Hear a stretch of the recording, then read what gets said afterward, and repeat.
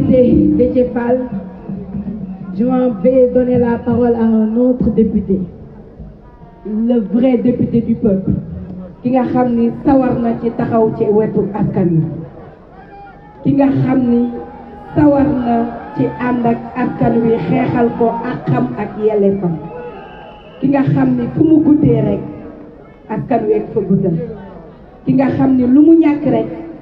Sénégal ak sénégalais yi ñoo ko xañ. may woo honorable Guy Marius Sagna.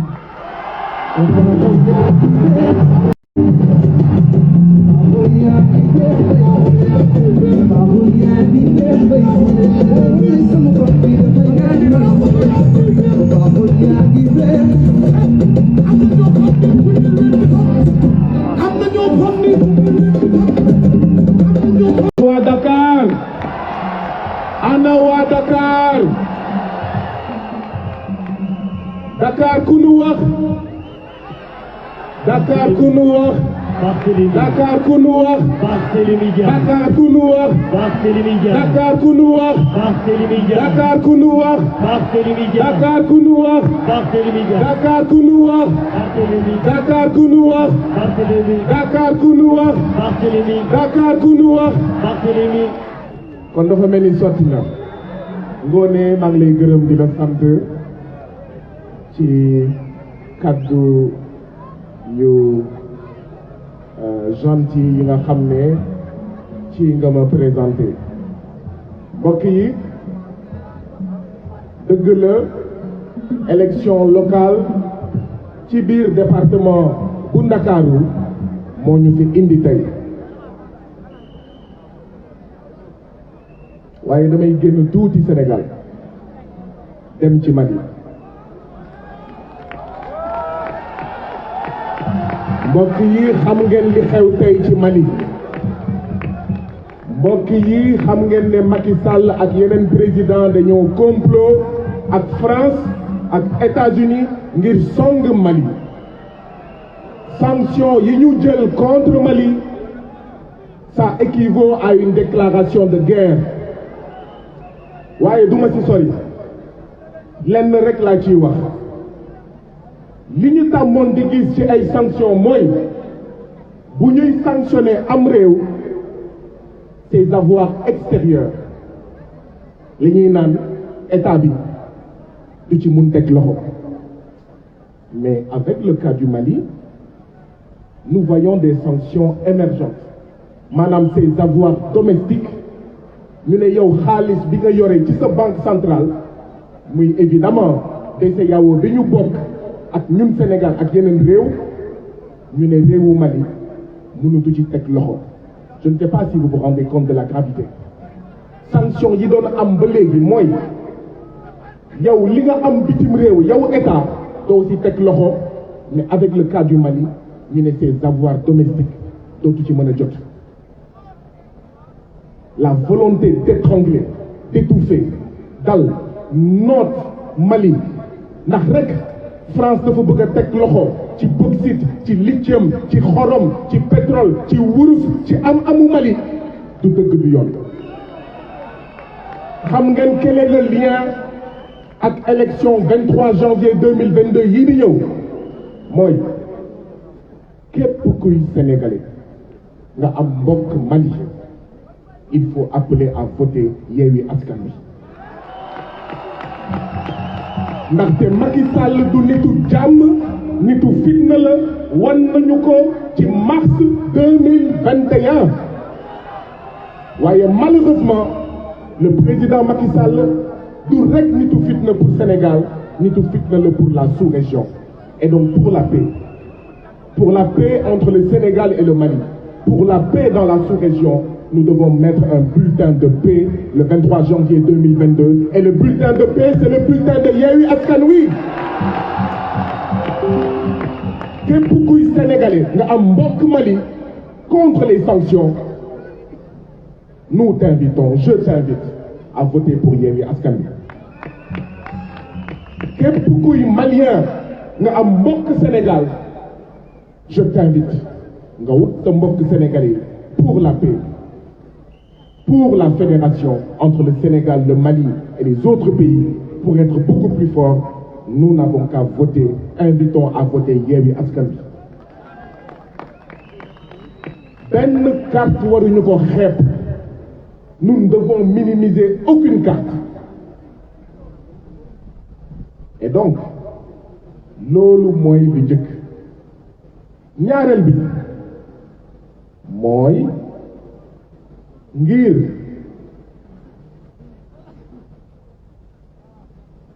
gis ngeen ma may campagne ak ay candidats yenn ci commune Dakar gis ngeen ma may campagne ci wetu sama doomu ndey Barthélémy Dias dama gëm ne Dakar a besoin d'un maire qui bosse au service du peuple de Dakar. Dakar a besoin d'un maire qui défende pleinement et jusqu'au bout, courageusement, les intérêts du peuple de Dakar. Dakar a besoin d'un maire intègre. Dakar a besoin d'un maire qui dit ce qu'il fait et qui fait ce qu'il dit. Et du candidat yëpp, il n'y a pas un meilleur profil que Barthélémy Dias. Suñu adversaire nag nee na Dakar bu bees yow ñu dénk la lépp luy santé ci Sénégal indi loo ñu santé bu bees nga ñuy dig Dakar bu bees yéen ñu dénk leen Sénégal depuis 2012 vous ne nous amenez pas un Sénégal bu bees ngeen bëgg ñu dig Dakar bu bees ndax gëm ngeen ko ndax gëm ngeen ko ndax gëm ngeen ko ndax gëm ngeen ko. C'est pourquoi nous devons voter Yewwi Askan Wi te li ma gis ci patriotisme li ma gis ci intégrité li ma gis ci compétence expertise ci Barthélémy Dias moom laa gis ci tous les autres candidats de la coalition Yewwi Askan Wi dans les 19 communes de Dakar. Mbokk yi, vous peuple de Dakar vous êtes interpellés. Man Guy Marius Sagna maa ngi voté Ziguinchor le 23 janvier. Je ne voterai pas à Dakar. Sécuriser le vote à Dakar, c'est une tâche qui vous incombe à vous. Kenn du leen ko defal à votre place. te fàttaliku leen am na élection yi fi romb yoo xam ne ay bureau de vote ubbi nañ fi 2 heures. ay bureau de vote ubbi nañ fi 3 heures. ay bureau de vote amul woon ay bulletins yenn candidats yi. C'est vrai, nous avons déjà gagné. Yewwi a déjà gagné. Barth a déjà gagné. Jamil a déjà gagné. Mais ni ko Déthié waxee, nous devons sécuriser le vote. Nous devons être vigilants. duñu saaga kenn nag bu leen saaga kenn ku leen saaga bu leen tontu bu leen dal ci kaw kenn bu leen dóor kenn. Mais si nous sommes attaqués, nous devrons contre-attaquer. Si nous sommes attaqués, nous devrons contre-attaquer. Xam ngeen lan mooy attaque lan mooy contre-attaquer mooy bu ñu duggee ci benn bureau amul bulletin Yewwi Askan Wi il faudra dire stop. Bureau boobu du am élection tant qu'il n'y a pas les bulletins de Yewwi Askan Wi.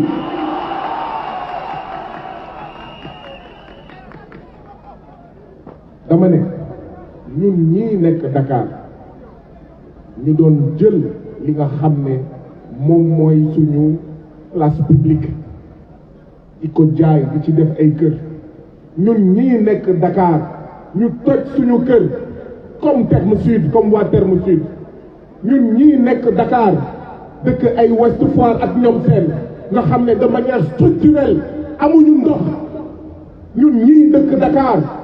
et qui avons été licenciés arbitrairement sous le regard complice du ministre du Travail, sous le regard complice du président Macky Sall. Bés bu ñu doon xaar ñëw na muy bésu élection. C'est l'heure de se venger. C'est l'heure de les sanctionner. C'est l'heure de leur dire que d'accord ñu ak li ngeen doon def depuis 2012.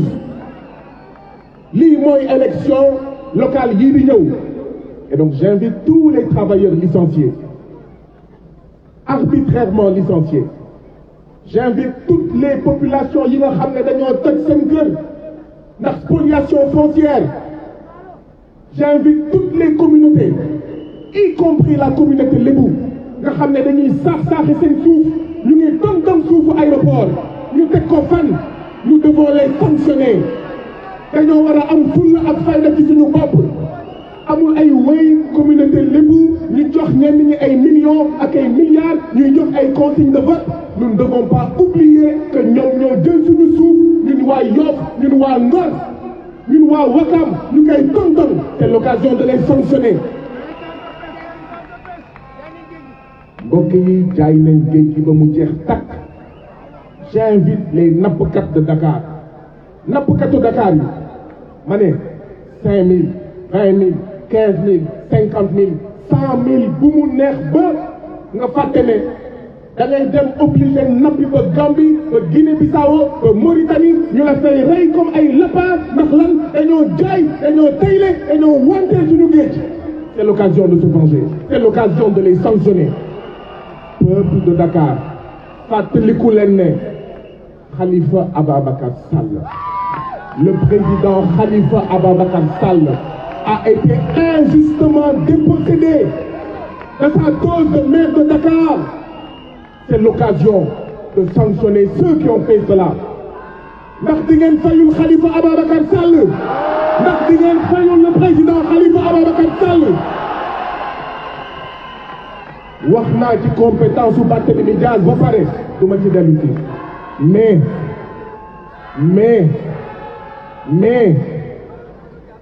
c'est l'occasion également de venger notre frère Barthélémy Dias. 11 ans de comédie judiciaire, 11 ans ñu koy topp, 11 ans ñu koy buntu xatal. C'est l'occasion de dire stop, et la meilleure manière de dire stop, c'est au soir du 23 juin ñu ne vive le maire de la ville de Dakar Barthélémy Dias. maa ngi daaneel nag ci may daanelee mooy mbokk yi gars yi jënd nañ ay auto 80 millions gouverneur ak préfet. subitement ñuy waaj a dem élection locale ñu sàcc suñu xaalis dans un des 46 pays les plus pauvres du monde ñu jënd ay auto 80 millions pour les préfets et les gouverneurs. xam ngeen lu ñuy wàcc manipuler des sous-préfets, manipuler des préfets, manipuler le gouverneur comme ils les ont manipulés lors de la période du dépôt des listes ngir empêcher la victoire claire, évidente et nette de la coalition Yewwi Askan Wi. ndax di ngeen ko seetaan ndax di ngeen ko nangu. C'est pourquoi nous invitons les administrateurs civils. Ousmane Sonko am na lu mu ci wax yàggul torop nee na am na ay administrateurs civils yoo xam ne ay sàcc lañu. C'est vrai, il y a des administrateurs civils dignes, honnêtes, intègres, patriotes qui servent le peuple sénégalais, mais il y a des administrateurs civils yoo xam ne sàcc rek lañ ci nekkee. ñooñu nag c'est ceux-là qui vont être manipulés. Nous lançons un appel aux administrateurs civils pour leur dire il faut respecter les règles du jeu. ñun jàmm la ñu bëgg. dañoo bëgg a yeewu ci suba sangu ba set dem voter ci jàmm ak salaam ñibbisi ñu ne vive la coalition Yewwi Askan Wi. ñoom Jamil ñoom Banda ñoom Jamil ñoom Maymouna Dieye ñoom Barthélémy Dias dem rejoindre li nga xam ne moom mooy seen mairie. bu ñu bëggee jàmm waa plateforme Jàmmi Réew waa plateforme QDIS nous les invitons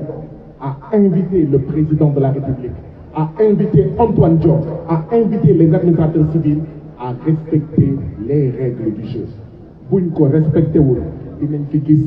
lu raw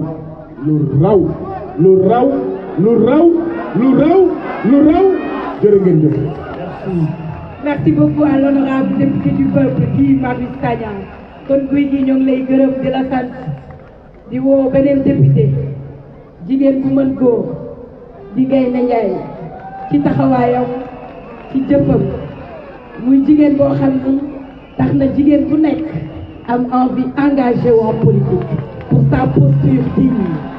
La lionne du Bawol La lionne du Sénégal, maximum de bruit pour Madame Aïda Mbodj. Gaynde Njaay bara wàcc. Je veux vous voir bouger pour cette honorable dame qui s'est toujours engagée.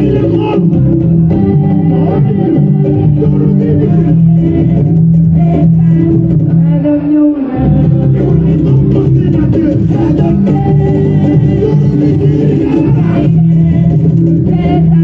Jàmbaar ñëw na.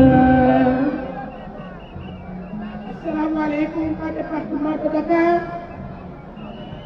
Asalaamaaleykum waa Parcelles Assainies. leader Yewwi Askan Wi ñu ngi leen di nuyu. di leen nuyu waaye di leen ndokkeel. parce que pari ngeen defoon c'était pas évident. tey mën nañu ngi def le 4e et dernier meeting. ñu defe ko fii ci Parcelles Assainies. ak mbooloo mi nga xam ne gaw ma ne benn coalition mën na dajale lu mel nii amul. kenn fayu leen kenn jëndu leen kenn neexalu leen. ngeen ñëw spontanément ak seen engagement ak seen détermination. dama ne détermination bi la ñu soxla ba la 24. ndaxte fii mu nekk fichier bi ñu jox manipulé nañ ko bu yàgg. bi mu paree élection 2019 la commencé di préparer élection locale. diggante 2019 ak léegi inscrire na fi 400 000 électeurs yoo xam ne jaarul ci période de révision kenn xamul fu mu ko jaaral. ñun bi ni experts yi ñëwee rek dañ ko dooree xam ne fichier bii ñu yor bokkul ak fichier bi mu joxoon experts yi bokkul ak fichier bi Sénat bi yor ci loolu la compté. waaye nag yéen waa Dakar pesum kanam borom a koy fajal bopp. Macky Sall yëpp na leen torop ndaxte moom su amee ministre te xamul nu mu koy def day ñëw offrir ko emploi. moo tax ministre bi nga xam ne réussirul Covid bi trafiquant la il fait dans la triche moo fi indi ak Amadou Sambam mu indil ñu ay cas communautaire xamul nu mu koy def mu def ko dans la bouche de Barthélémy pour que su ko Barthélémy gagné mu daal dee ni waxoon naa ko kon nag na dégagé. noonu la defoon ku jigéen ka noonu la defoon ñaari ministre yi ma yónnee woon Bambey xamoon na ni bu ñu ñëwee ma duma leen mu wàcce leen. kii itam dina ko abal ba faw parce que xam na ni il fait dans la triche. wax nañ ko léegi su fekkee ni choix la rek Barthélémy la gën a xam moom moo gën a nekk choix am kii xamu ko nguur gee ko fi indi gësam li rekk ko fi indi. kon li nga xam ne moom la compté tey mooy trafiquer résultat yi li mu compté tey mooy manipuler le fichier. bu boobaa nag da ngeen di nekk en sentinelle. man fekke naa Barthélémy bi muy jëkk a yokk mairie Mermoz électeurs yi dañ daan jóge Guédiawaye électeurs yi dañ daan jóge Pikine mu def ay brigade suba teel kenn dugg siwul bi kenn dugg siwul vote bi passé ni mu war a demee amuñu benn imprévu amuñu benn incidence vote bi jaar na mu war a jaar ci la jëkk a nekk maire Mermoz. yaakaar naa ne stratégie boobu ba léegi Barthélémy mu ngi fi ndaxte kat jaral na leen ko wax naa ko tey ci suba ci télévision te lu mu leen jaral nag ñun daf ñu ko war a jaral. Yewwi Askan Wi nag projet la am projet bi nag offre de service la yéen yéenee xam nan ngeen ko bëggee service boobu su fekkee ni bëgg ngeen ñu libéré leen ak coono bi ngeen nekk su fekkee ni bëgg nañ offrir xale yi njàng mu baax. bëgg autonomiser jigéen ñi bëgg a taxawu borom kër yi bëgg a yokk pouvoir d'achat wu ménage yéen yéenay jël projet Yewwi Askan Wi. c'est simple benn jigéen daf ma ni woon moom de ñaari picc yi chaîne bi leen jàpp muy chaîne bu xonq bi xam naa ni suñu voté rek dañ koy éclaté bu ko defee picc yi di fër naaw bu ñu naawee rek yóbbaale ñu yegg ci développement donc kooku te du ku jàng te en général ñi jàngul ñoom ñooy génn dëgg yi dëgg boobu mu génnee jàngul mais xam ni Yewwi Askan Wi dafa ñëw pour libérer le peuple Yewwi Askan Wi dafa ñëw pour nooteel gi mu dindi ko disparité yi lu dul yoon du dëgg yaakaar naa ne loolu offre de service la boo xam ne di ngeen ko jël kon ñu ngi leen di encourager di leen wax ni tey bi ngeen yeggee ci dernier tournoi bi campagne bi ngeen war a campagne waxal ñi ngeen war a waxal te jàpp naa ni dégg nañ leen li ci des ñëpp wax nañ ko te dinaa ko waxaat mooy ngeen sécuriser le vote mooy ngeen seet vote bi nu mu demee parce que fii mu nekk ñoom xam nañ ni perdre nañu élection yi lenn rek moo leen dese mooy sàcc te sàcc kooku xam nañ nuñ koy defee ñoom dañu mën a sàcc nag xam nga am na ñoo xam ne dañu mën a sàcc te régime bii dañu mën a sàcc ministre bi mu jàkkaar lool dafa mën a sàcc te kenn du ko tudd man bi ma ko interpellé le 15 juin dernier ni ko na wax ci xaalis bi nga xam ne jox nañ ko te boobu yeggagul sax 100 milliards ma laaj ko ni ko xaalisu Covid bi na ñëw assemblée expliqué ko ay wéyu la yebal ñu nekk ci biir cabinet ñu di ma yónnee ay menaces de mort ça a été prouvé la sûreté urbaine dem na ba xam numéro bi waaye ñoom impunité mooy seen baax parce que foofu ngunu la goo xam ne ku sàcc raw tant yaa ngi bokk ci ngunu bi ku sàcc raw ban na buñ leen may occasion ñu sàcc bu boobaa ñu nooroon ko nos yeux pour pleurer alors que ñoo moom victoire bi alors que nit ñi ñun la ñu àndal suñu programme la nit ñi apprécier suñu jikko la nit ñi wóolu nañu taxaw bu baax sécuriser le vote am résultat au soir du 23 janvier je vous remercie. Ok, merci à notre badiane nationale Madame Aïda Mbodj. di leen wax nii aussi di leen fàttali nii que dans toutes les communes gis nañ fa liste yu bëri ici au Parcelles Assainies on a 12 listes 12 listes yi mën nañ ne Moussa Sy rek lañ ciy wax comme dans toutes les autres communes ça se passe comme ça Moussa supposons ici au Parcelles Assainies on parle seulement de Moussa Sy comme le candidat de Macky Sall non c'est pas ça les amis gars yi dañoo am ay listes yu bëri tas ko ci biir Parcelles Assainies tas ko ci biir Grand Yoff tas ko ci biir Ouakam tas ko ci biir commune yëpp loolu pour lan la pour mën a casser l'électorat de Yewwi Askan Wi pour mën a casser l'électorat de la jeunesse donc gars yi bii mooy seule et unique coalition de l'opposition coalition bi rek moo fi représenter opposition bi coalition bi rek moo fi représenter la jeunesse coalition bi rek moo fi représenter les Sénégalais gars yi bu leen juum si c'est pas Yewwi Askan Wi jàppal ne ci Macky Sall nga ko yóbbu donc ñun ñëpp nañu ànd voter pour la liste gagnante la liste de coalition Yewwi Askan Wi. jërëjëf kon ñu ànd ñun ñëpp dem jëli suñuy carte électeur ci biir commission yi ñu ngi koy waxaat balaa nga naan naam ne fa dem leen jëli carte électeur yi ndax mi ngi ci biir commission yi ñu jox carte bi le docteur Cheikh Tidiane Dièye.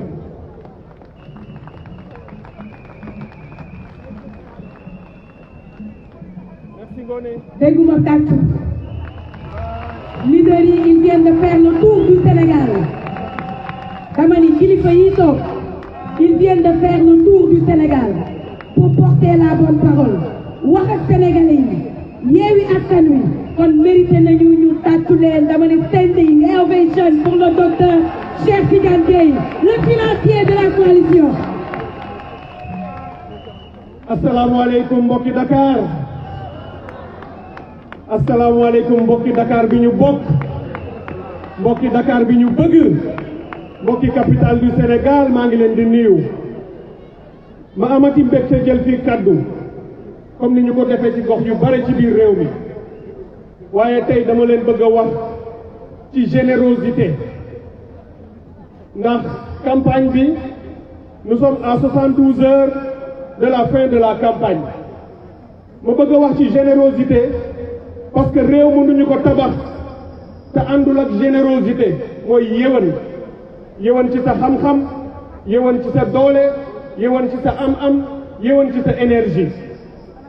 te générosité boobu moom la leaderu Yewwi Askan Wi yi toog sama ginnaaw àndal ma bëgg ngeen tàccul ma leader yu Yewwi Askan Wi yii ma wax leen li tax moom am générosité bi tax ma bëgg a wax ak ñoom dama ànd ak ñoom fépp ci biir réew mi tey jii ci suba maak Ousmane Sonko ñoo ànd bokk jóge Ziguinchor yegg si fii à Dakar 13h gis ngeen heure bi ñu yegg si fii aux Parcelles Assainies Khalifa Sall Déthié Fall Mamadou Lamine Thiam Djibril Diop Cheikh Tidiane Youm ñoom ñëpp ak yeneen i leaders ils ont sillonné toutes les autres communes de Dakar et environ. L'honorable docteur Aïda Mbodj a fait tout le Bawol et de Sénégalais. Ils ne ménagent pas leur peine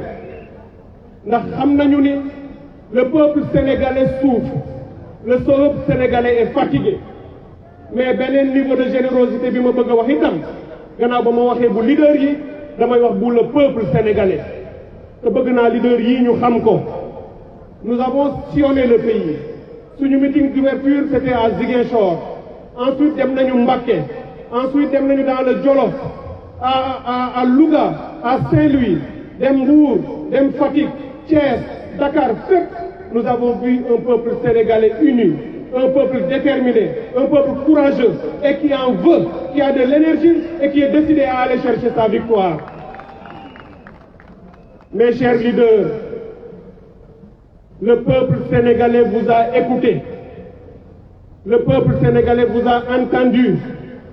Le peuple sénégalais vous a compris. Le peuple sénégalais vous a suivi. Et Inch'Allah, le 23 janvier prochain, le peuple sénégalais vous choisira. Le peuple sénégalais choisira Yewwi Askan Wi. À Dakar, le peuple sénégalais choisira Barthélémy Diaz, le futur maire de la capitale. Aux Parcelles Assainies, le peuple de Parcelles, le peuple sénégalais choisira Jamil Sané. Et noonu la ñu koy defee fépp ci biir Sénégal. Askan wi desee tuñ ñu dara ku am askan wu mel noonu am leader yu mel noonu am programme yu baax am projet yu baax am détermination dara desu ci lu dul le dimanche du jóg dans la paix dans la discipline parce que ku am victoire xam ni yow yaa man yow yaay gañe doo def coow nañu dem voter ji dans la discipline nañu ko organiser dañuy gagné très tôt avant midi ne lépp tëj ñu pare ñun li ñuy def dem toogi ñu xaar ci buntu bureau yi sécuriser ko à 18h ñu compter ko gagné ñu fête suñu victoire te jublu ci liggéey bi nag peuple bi leader yi xam nañ ko il ne s'agit pas seulement de gagner une élection c'est pas une fin en soi c'est un moyen askan wi ñu gis commencé na di briser les chaînes de la dépendance de la servitude, de la pauvreté et de la misère ndax moom lañu gis fépp chaîne yu tuuti yi ci des Inch'Allah dimanche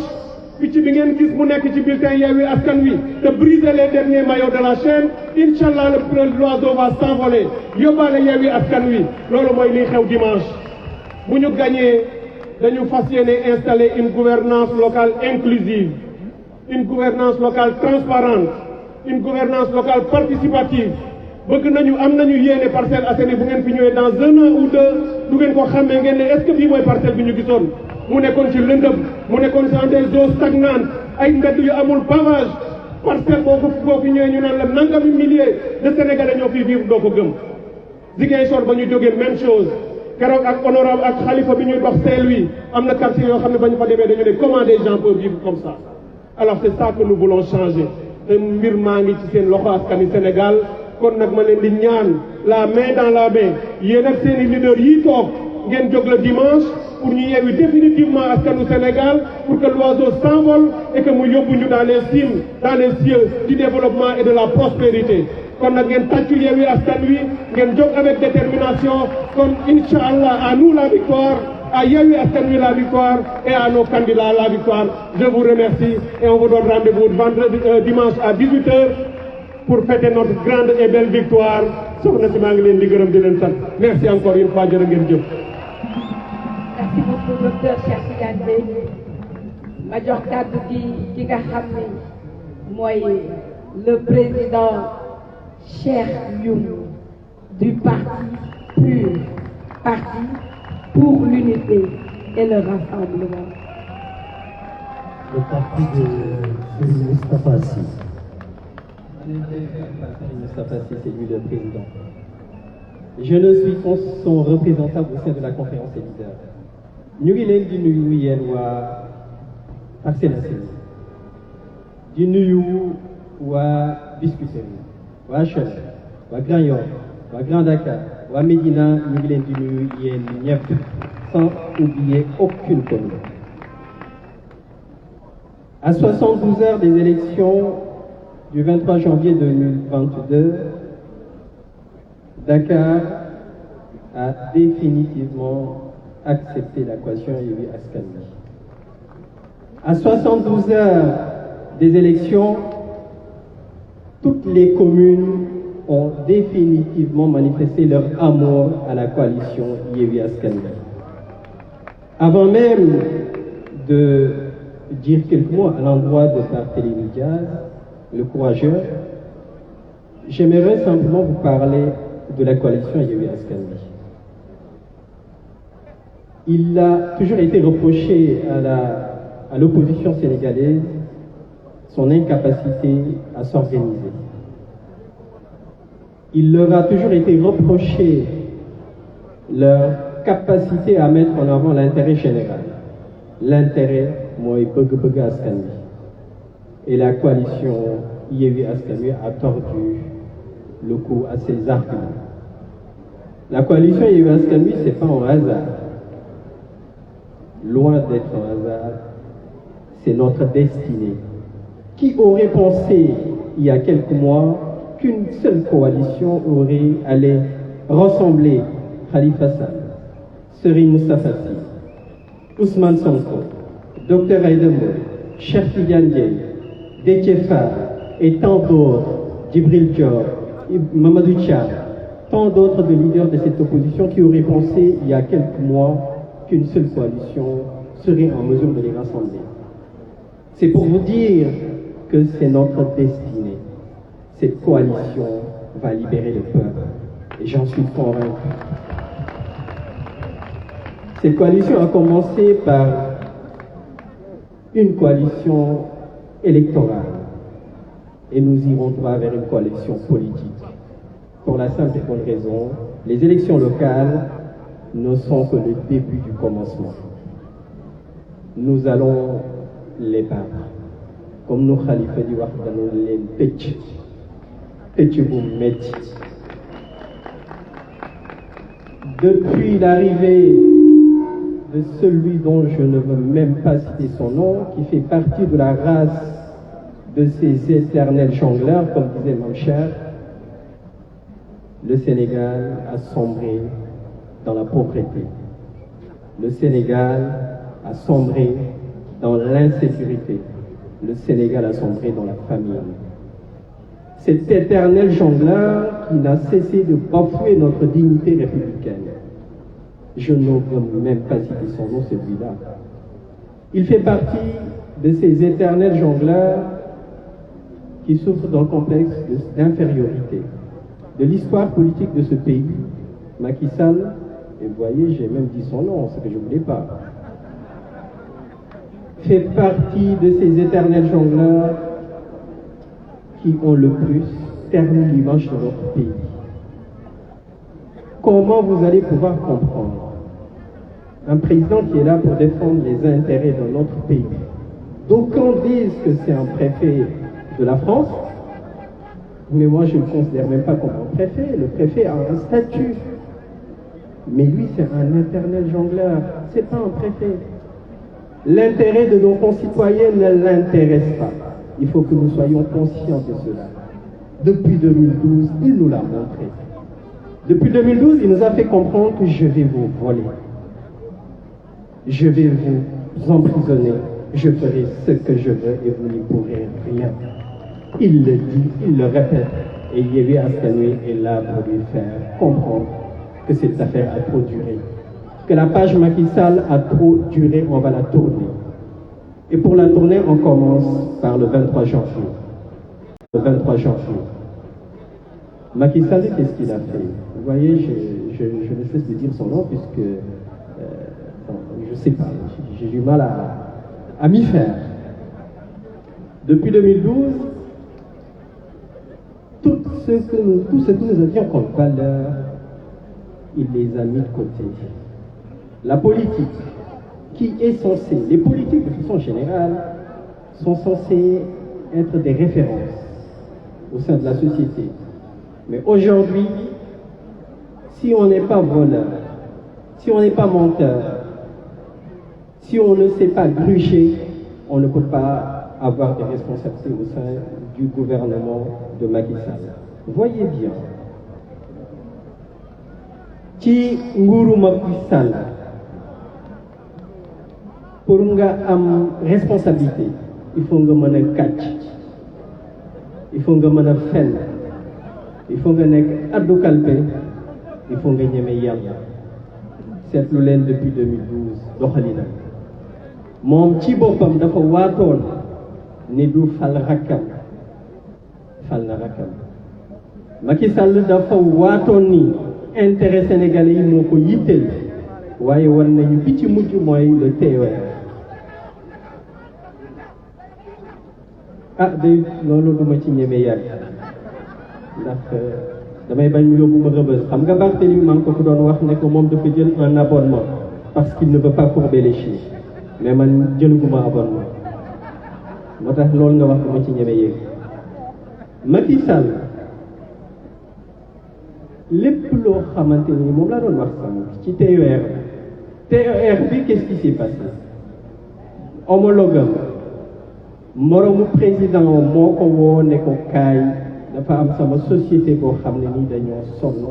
bu leen dimbaliwul danañ leen tëj, te suñu ay doom ay français dañu ñu nekk au chômage. te moom fii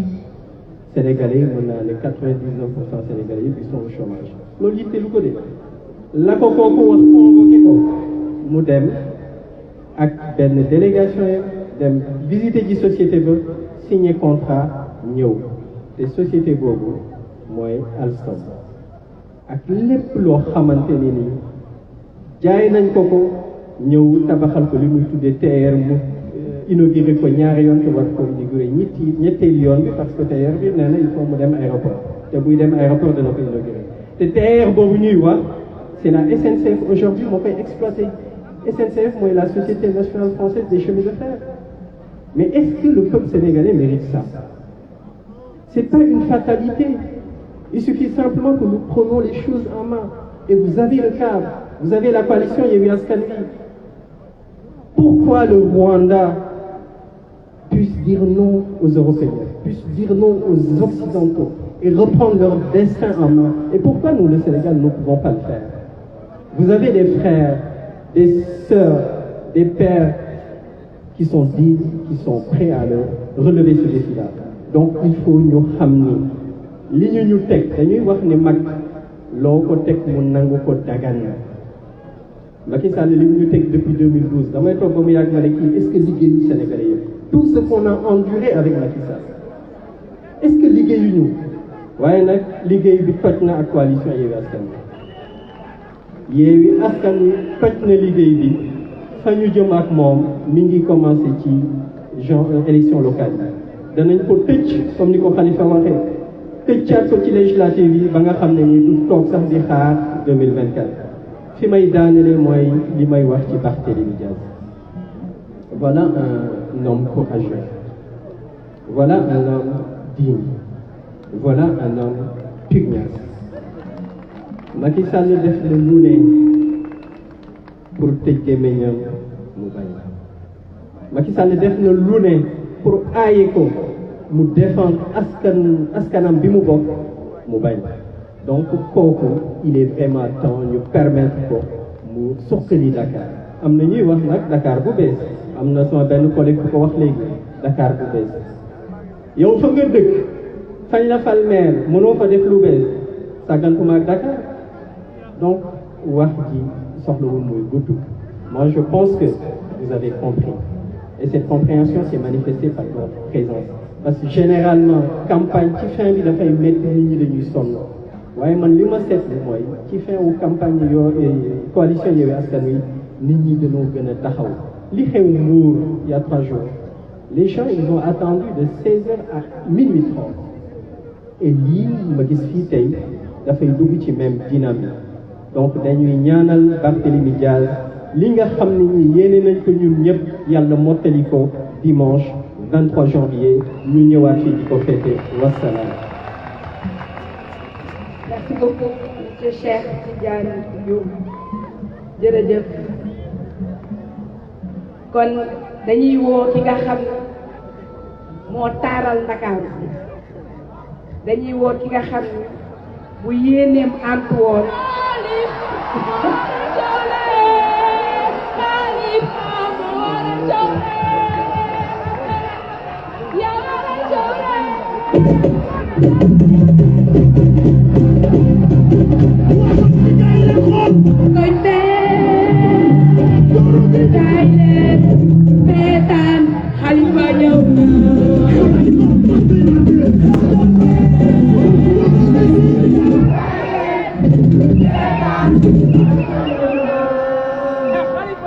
merci jërë ngeen jëf dafa guddi baax na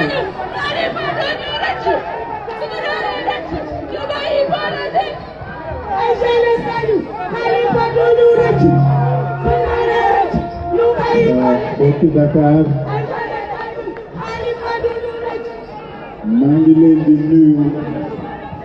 ku ci nekk ci turam ak santam di leen nuyu ci turu conférence des leaders bu Yewwi Askan Wi ñi fi nekk ak ñi fi nekkul parce que tey bis bu màgg la ñëpp bëggoon nañ fi nekk mais malheureusement xam ngeen ni ñu ngi waajal tëj campagne bi te ku nekk yaa nga fa nga dëkk donc ñii ñëw fekkee ñoo ngi leen di gërëm di leen sant ci seen teewaay bi di leen jottali nuyoo toujours Habib Sy le président Habib Sy nga xam ne suñu egsee fii tey su yàlla weesoo moom la te fekk ko fi parce que nekkul ci réew mi ma di leen jottali nuyoo di leen jottali ay ñaan wax ji nag duñ ci gudd parce que suñu ñaari candidat yi jeex ñoo war wax ak yéen man damay wax rek ci turu leader te ci turu leader yi sànq Cheikh Tidiane Dièye ak Déthié Fall wax na li nga xam ne moo ci amoon solo parce que li wund daje bi mooy suñu dernier meeting national ñu wër réew mi wax ak askan depuis ay weer nii ñu ngi dajaloo ñu ngi wax li ñuy wax lépp doon loo xam ne dafa war dem ci nit ñi dafa war jëriñ nit ñi mais surtout dafa war fexe ba ñu nag nit ñi ñu ànd jéem suñu bopp liggéey réew mi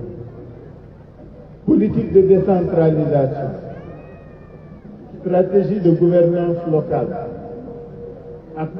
gisinu Yewwi Askan Wi ci nan la ñu mën a dimbalee jàppalee liggéeyal askan wi dafa nekk lu bees li ko taaral mooy candidat yi ñu am waxuma sax ni ñu yéene mais candidat yi ñu am ñuy ay xale ñuy ay jigéen dafay wane ni ñun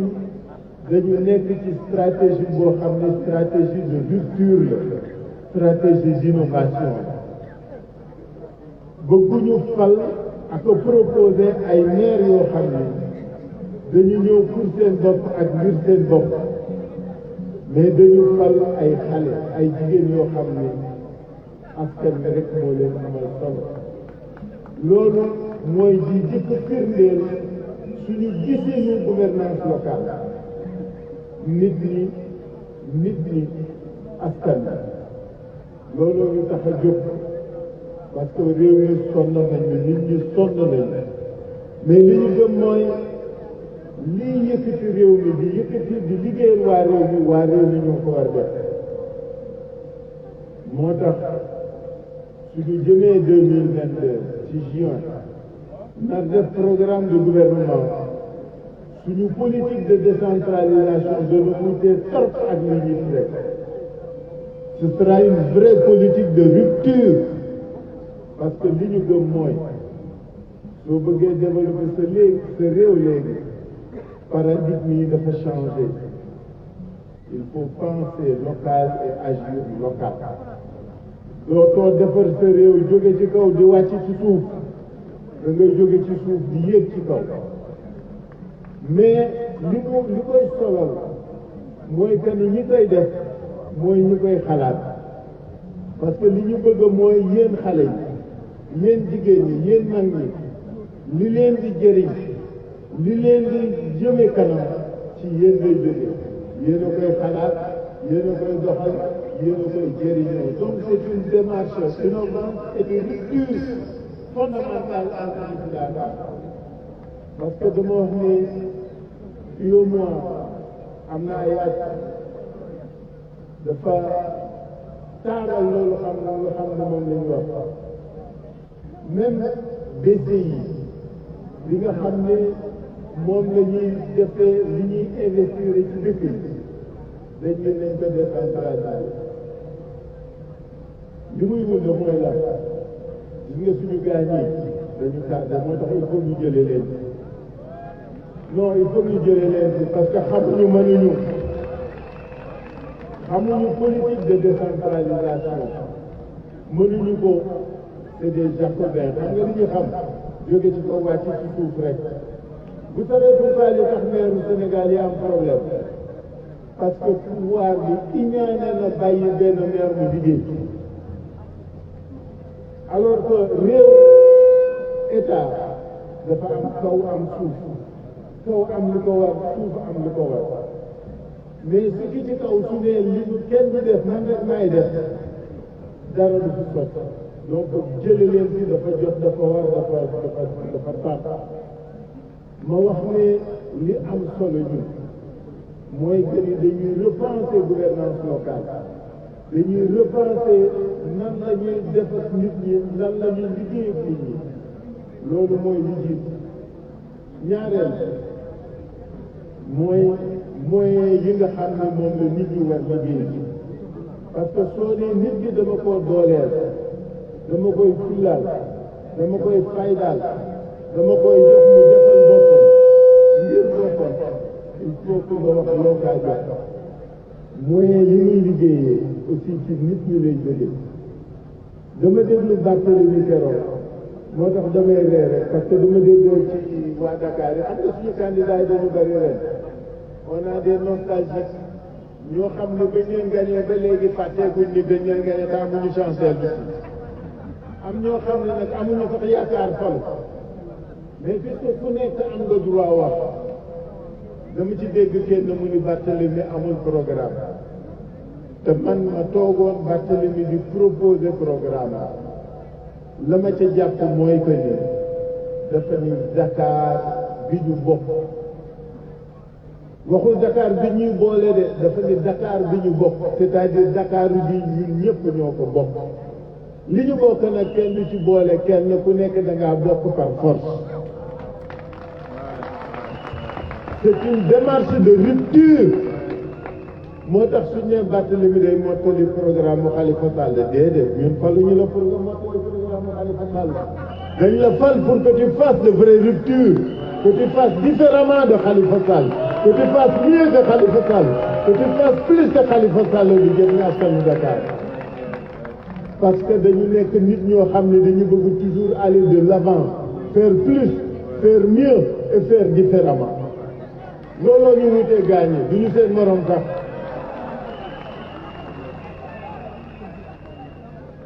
ma wax ne Barth amul programme wax ju yàqu la Barth mënul liggéey wax ju yàqu la gis nga politique nag suñ demee ba gars yi di def attaque personnelle képp kuy attaque personnelle rek da nga kaa yërëm parce que amul argument ngay xaste di attaquer nit amoo argument politique projet la programme la idée la li amoon solo tey mooy ñi bëgg a maire bi ñu toog waxtaanee li ñu natt li ñu nisëral li ñu yéene waa Dakar wante di xaste ku na fata loolu ma ni Barth du soon moroom doo ñoom du ñu yow c'est ça qui est vrai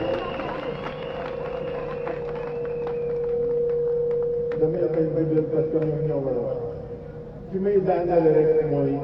dimanche bii ñu dugg Déthié wax na leen lu am solo ma bëgg ngeen jàpp ñaar yëpp élection locale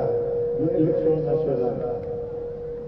affaire koñ la affaire kër la affaire quartier la centre de vote bi ak bureau de vote bi dafa polariser ay néeg ay kër ak ay koñ ku dëkkul ci koñ bi dëkkul ci kër gi dëkkul ci néeg bi warul bokk ci vote bi est-ce que dégg nga li ma leen wax ku dëkkul ci kër gi ku dëkkul ci koñ bi ku dëkkul ci quartier bi warul bokk ci vote bi xam nga lan lay signifier ma ni Déthié gis nga fichier bi yow s'en fout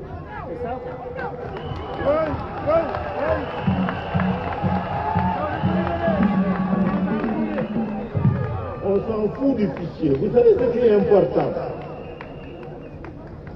nañu organiser wu ñun waa Yewwi Askan Wi fu ne nag ci Sénégal mais ci Dakar laa wax ma ni suñuy représentant suñuy mandataire ak suñuy camarade ku dëkkul ci koñ bi du voté ci koñ bi ku dëkkul ci koñ bi du voté ci koñ bi ku fa dëkkul doo voté ku fa dëkkul doo voté kooku c'est le meilleur contrôle du fichier parce que loi bi nga tax ñu di ko wékk mooy ku dëkkul du élection nationale élection locale la ku dëkkul bokk waroo fa voté gaa ñi dañu tàmm fajar la ñuy transféré wala 18 heures mani ku fa dëkkul doo fa voté fajar ñëw fay jiitu 18 heures ñu tëj bureau de vote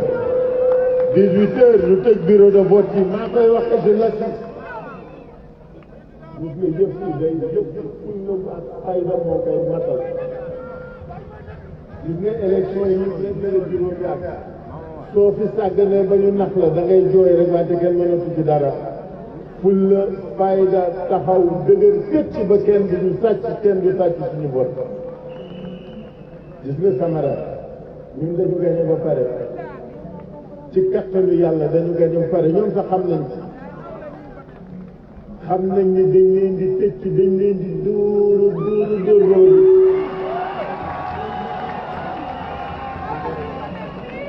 nañu am fulla nag ci kattanu yàlla dañ leen di dóor ba ñu xam mais ci kattanu yàlla dañu am fulla wu sécuriser suñu vote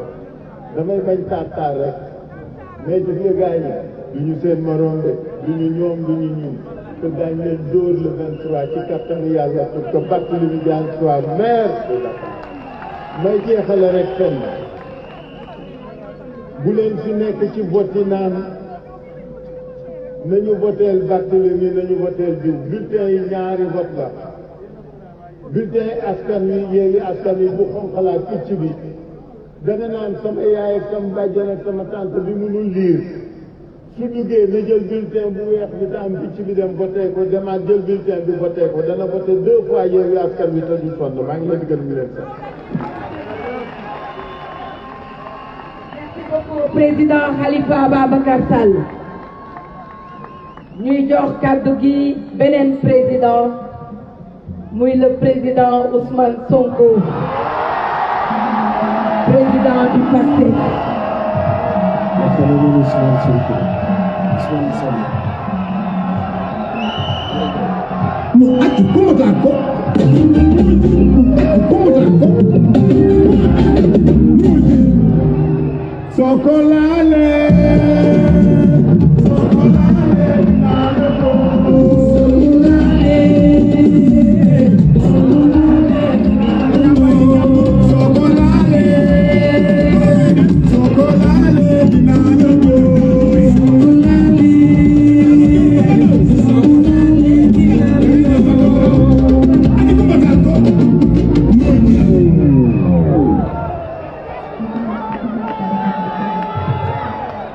Merci beaucoup. asalaamaaleykum waa Dakar asalaamaaleykum waa Parcelles Assainies kaddu gi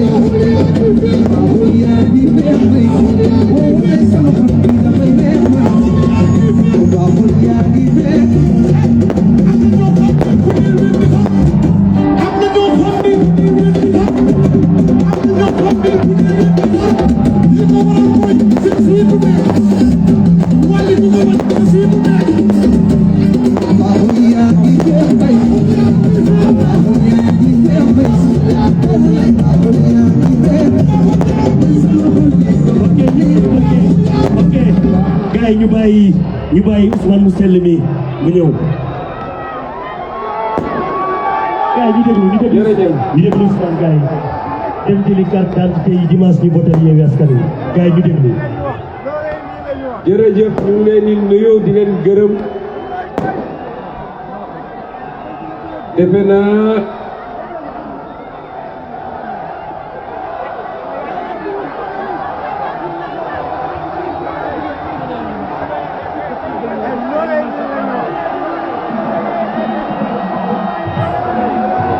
merci beaucoup.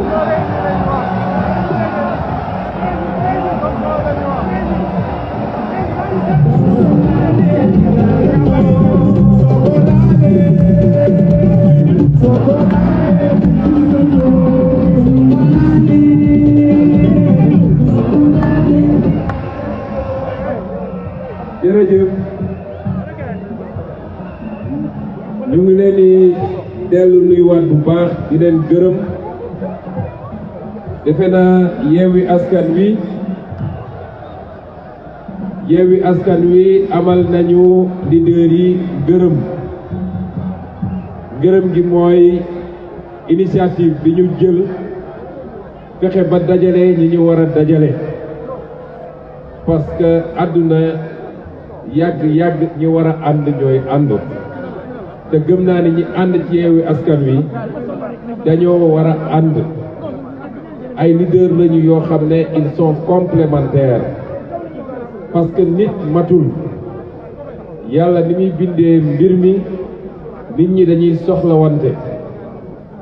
yàlla def nag ci biir Yewwi Askan Wi def na ni leader yi ànd dañoo war a ànd parce que kenn ku ne day mottali boromam askanu Sénégal war a delloo njukkal leader yooyu parce que taxawal coalition du lu yomb waaye leader Yewwi Askan Wi war nañu delloo njukkal seeni militants ak seeni militantes ak seen sympathisants waaye delloo njukkal peuple sénégalais yi yëpp parce que ñun fu ñu jaar rek wax ji benn la ci yéen lañu yaakaar yéen a ñu fi dese kon loolu lii Yewwi Askan Wi moo ko mën a am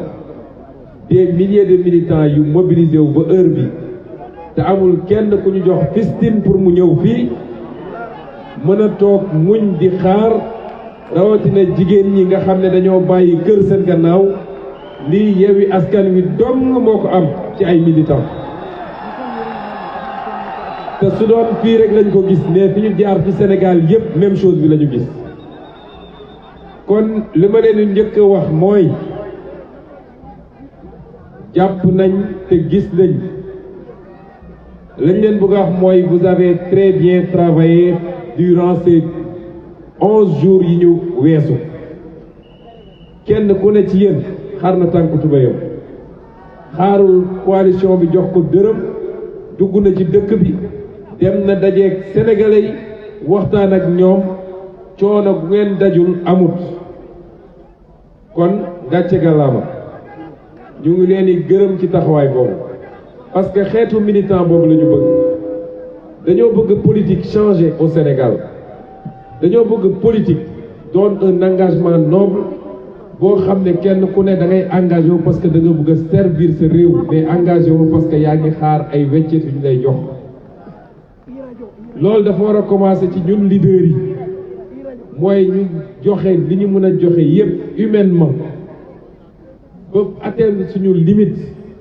te duñ ci xaar dara en retour du xaalis du jaajëf du ngërëm parce que da nga koy def pour sa askan da nga koo def pour sa njaboot dañ koo def pour la postérité mais jiit yu baax mënuñu dara suñu amul derrière eux une population boo xam ne am na lu mu gëm te yéen ñii am na lu ngeen gëm kon le changement lancé nañ ko ci Sénégal ce changement est désormais inéluctable mooy dara mënatu ko téye lii ngeen di gis nii ay lappi-lappi rek la parce que am kuy boo koy rendi foo jaar mu wuccaxu bu paaka bi jaaree ba féete boor foo jaar mu wuccaxu mais le changement bi ñu lancé te Yewwi Askan Wi porté ko gannaaw yàlla man gisuma lu yàlla bind ci àdduna lu ko mën a tere egg fi mu war a yegg kon liggéey ngeen pendant ces 11 jours campagne dafa métti nelaw gi néew na lekk gi néew na nit ñi joxe nañ li ñu mën yépp loolu liñ ci gis ñun parce que wër nañu Sénégal yépp nag fu ne dugg nañu fa suñu victoire au soir du 23 incha allahu du lu ñuy lam-lame waaye victoire boobu lu ñu war a surveiller la jusqu'à la dernière minute te yéen xam ngeen niñ ko sekkal ñan lañu moo tax li ma leen bëgg a wax man li ma leen bëgg a wax lu simple la est-ce que pare ngeen pour jot seen victoire pare ngeen pour jot seen victoire loolu dafa am benn condition bu muy àndal mooy waajal leen taxaw xeex ak Macky Sall xam nga dañuy wax affaire non violence li ma leen yàgg a wax moom lay répéter parce que man benn wax laa am te du caagee ni wax naa ay nit dem ci rajo yi di yuuxu ma dellu gannaaw man xaw ma loolu li ma wax dama koo gëm te duma ci dellu gannaaw dama leen ne kuy woote jàmm ñoo la ci jiitu ndax àdduna du dox ba ngeen dégg ni Yewwi Askan Wi song na loolu du mus a am àdduna du dox ba ngeen dégg ni ñun dem nañu song te pourtant ñun xam nañ ni ñii ñun ñoo leen mën foofu parce que la jeunesse est avec nous du ñu sax seen morom ñoom sooy def sa caravane nee naa waxuma fii de à travers tout le Sénégal foo romb gis seeni nit waaye booy romb ci caravane seen nit ñooy fàq ñëw di la tàccu parce que 2000 yi ñuy joxe moo tax nit ñi di dem foofu kon su dee jaay violence rek ñoom xam nañ ni mënuñ ñu waaye àdduna du dox ba ñu njëkk a song li ma leen waxoon keroog nag ci meeting d'investiture Barthélémy Dias bi fële laay waxaat man duma wax kenn demal toog di xoole ñu lay duma ku leen dóor fayul leen parce que loolu moo koy régler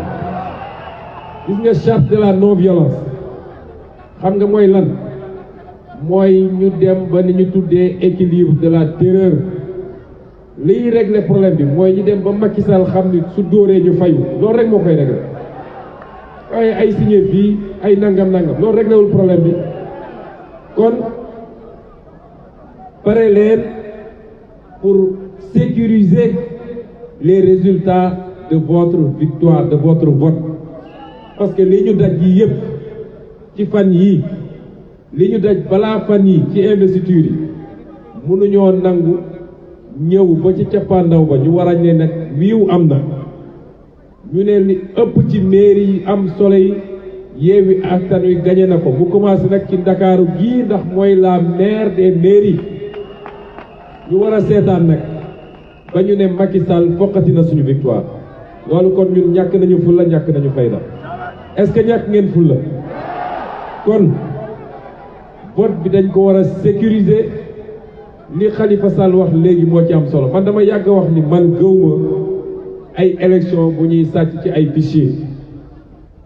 mën nañu am marge ci fichier bi waaye un peuple déterminé pour le changement dara mënu koo téye changement faw mu am bureau de vote yi ñun ñooy nekk ci biir yéen ñi yéenay nekk ci biir citoyen mooy dugg sànni kartam ngoon ñu compter carte yi signé PV li ñu wax nag yéen yéen a war a sécuriser Khalifa wax na ko léegi xam nga ñun bi ñuy ne xale suñ daan def lait meew dañ daan def meew waaye dañ doon wax ni dañuy cotiser pour jënd des pots de lait lañ doon wax nag mooy suñu cotiser ba noppi mu am ñu bañ a cotiser bu dee Ziguinchor dañ naan cotise pas bois pas yërëndu daatee daatee nag dañ ko laaj soose yi dama ko wax fii parce que dañ naan wax naa lu garaw noonu lañ koy defee ci koñ yi dégg naa am na ñu ñu yóbboon fële Ziguinchor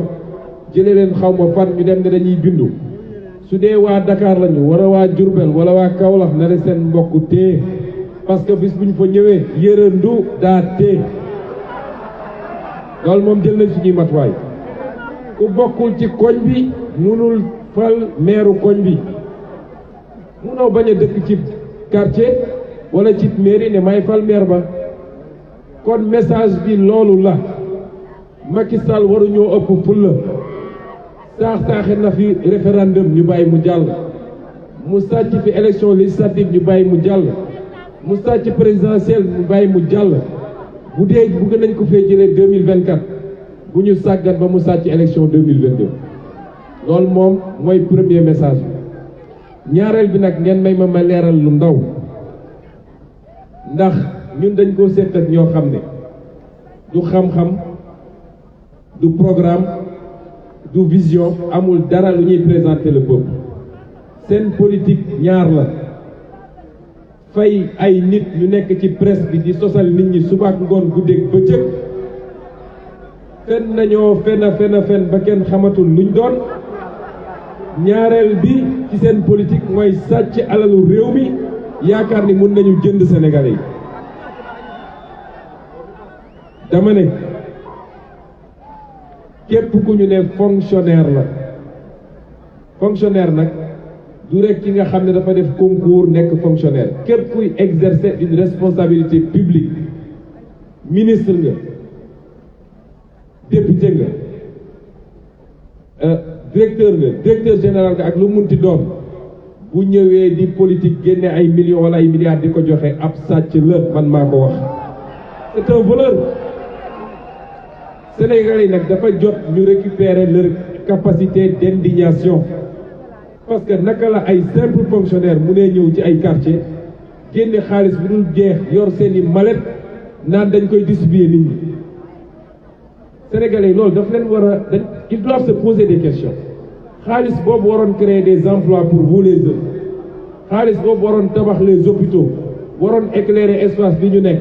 xaalis boobu waroon régler problème ndox mi moom la ñuy sàcc naan dañ koy politiquer ba pare ne kenn du ko wax nag bu soobee yàlla dinañ ko wax dinañ ko waxaat c'est des voleurs man maa ko wax te nag li gën a garaaw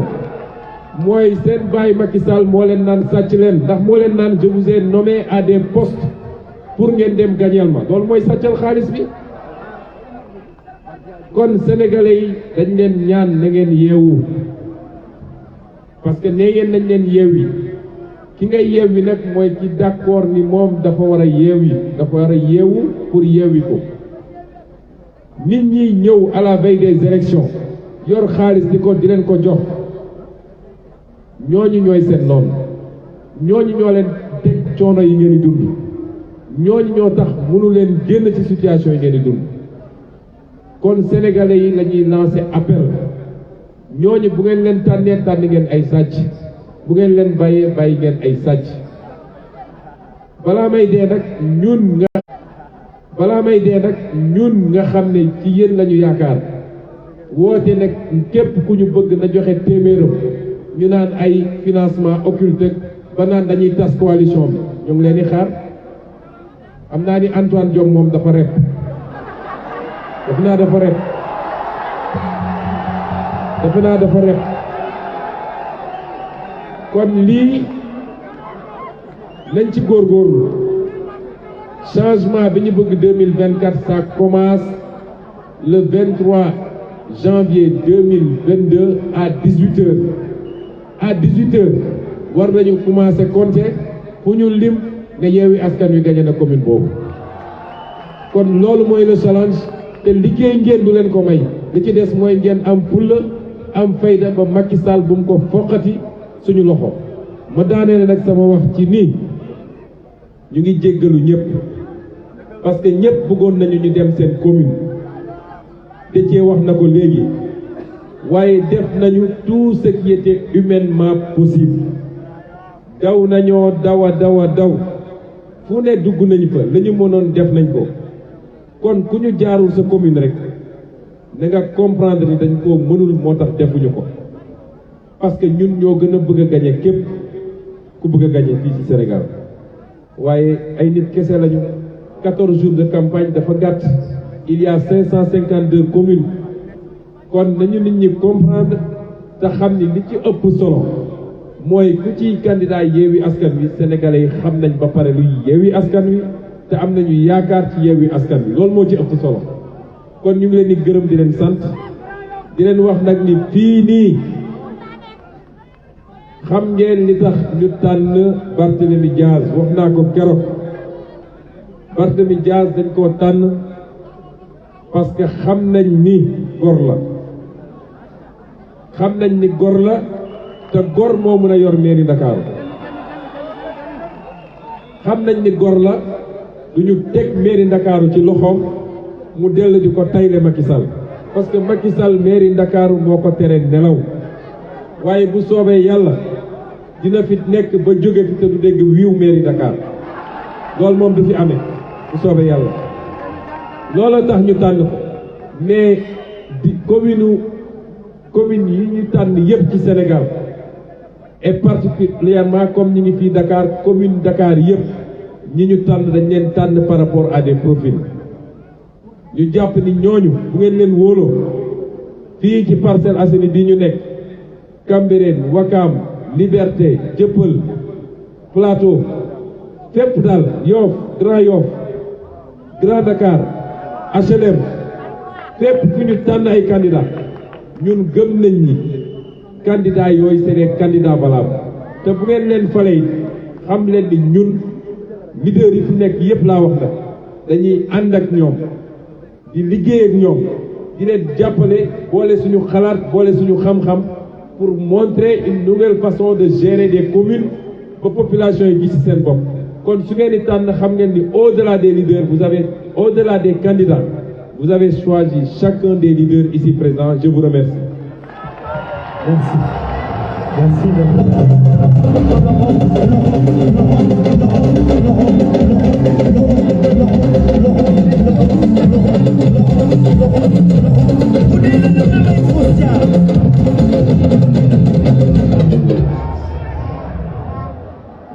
Merci beaucoup au président Ousmane Sonko.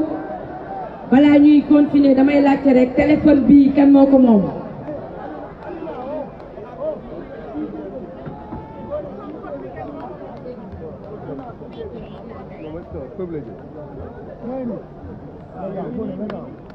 kon jërë ngeen jëf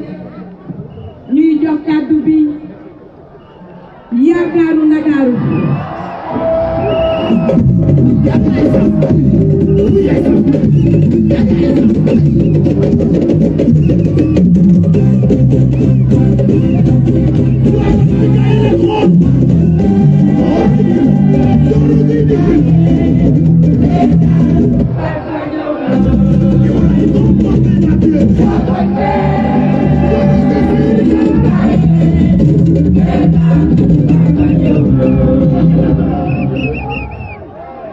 asalaamaaleykum mbokk yi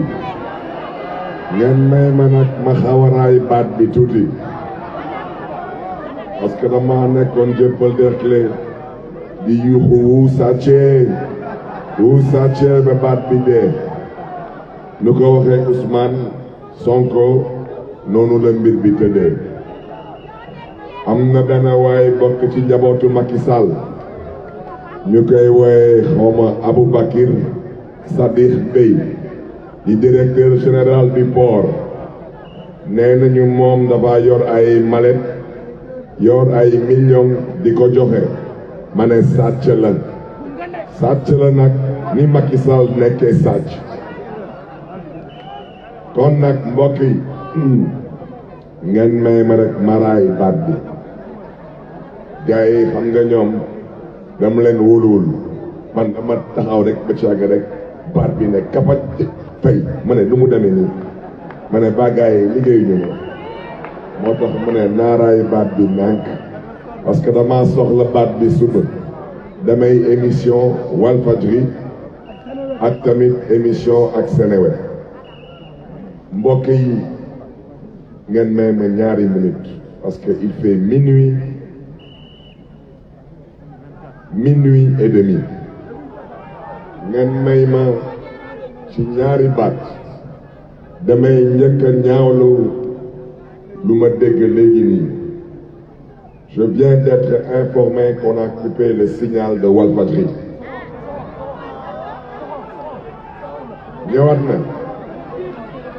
ñëwaat na dañ koy dénoncer parce que ce n'est pas normal démb ci waxtu bi dañ ma woo téléphone ne ma suma doomu ndey Palla Samba fële ci Point E dañ ko attaqué waa benn bokk yaakaar ñoo ko attaqué songa mairie am toj mairie bi gaañ fa ay nit léegi laa toog ñu woo ma ne ma suma jigéen Aïssatou Fall ci Grand Dakar dañ ko song toj ay otoom gaañ ay nitam jaay ko doole dama ne gis ngeen dimanche dama ne Khalifa Sall da nga ne on s'en fout du fichier ma yokkale nous on s'en fout du fichier on s'en fout de la publication des résultats on s'en fout de la Sénat on s'en fout du préfet de Dakar on s'en fout du gouverneur de Dakar dama ne dimanche wuyu bandi mooy bàyyi ba dimanche inchallah waxuma waxu programme waxuma waxu bilan waxuma waxu on vote 2 fois waxuma loolu yëpp dama ne dimanche 22 heures inchallah dama waxoon 21 heures suma directeur campagne ne ma dafa xaw a teel ma ne ko kon ma joxaat la 1 heure de plus muy 22 heures du noonu j'ai des informations sûres et certaines que dañu bëgg a sàcc élection yi dama ne comme ça yi bu ngeen tëjoo seen bureau taal seen ay climatiseur gendarme yi wër leen policiers yi wër leen ngeen foog ni dëkk bi seen ndey ak seen baay ak moom ba dimanche incha allah di ngeen ñu wax yéen lu ngeen nekkee ci réew mi fan ngeen ko teg il n'est pas question d'attendre la publication de résultats préfabriqués. Je serai dans mon bureau à 22 heures en tant que maire de Dakar. Je serai à la mairie de Dakar. Je serai à la mairie de Dakar. Kon nag mbokk yi dama ne je comprends que chacun veut rester dans sa commune. Je le comprends. Mais lenn rek man lay sàkku ci mbokk yi pour le vote. Loi électorale waxul da ngeen nar a jël bulletin de vote yëpp. Loi électorale dafa sàkku ci yéen. Foog ngeen jël au moins juróomi bulletin ngeen jël ko. Man lenn rek lay sàkku ci yéen. Na ngeen ma waxal mbokk yi njaboot gi ak dëkkandoor bulletin bu marron bi na ko ñëpp dëkk dama ne na ko ñëpp tëb na ngeen góorgóorlu na ko ñëpp tëb parce que il cherche à nous proposer, à nous présenter, à nous imposer des résultats préfabriqués comme nous avons fait aux législatives de 2017. Il n'y a que deux choses qui vont se passer à Dakar dimanche. Ou à 22h, je serai dans mon bureau de maire de Dakar, ou je serai en prison et je ne compte pas aller en prison. Donc, je vous donne rendez-vous dimanche à 22h à la mairie de Dakar. Wassalam. Bonne soirée. Merci. Ok, guys. À la prochaine. La formalité. Merci.